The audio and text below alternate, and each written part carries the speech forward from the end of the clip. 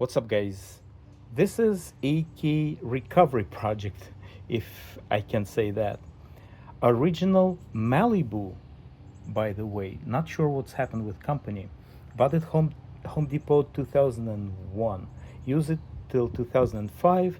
Then we moved from the condo to this house.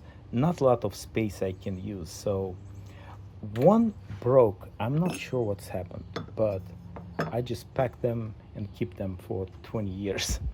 All bulbs working, everything's fine, and I'm replacing. Right now, you see the picture of the small pond at my mother-in-law. Uh, Three original lights, that type, spotlights, but I like those better. So it will be a lot of fun stuff. Here we go. Let's see how it goes.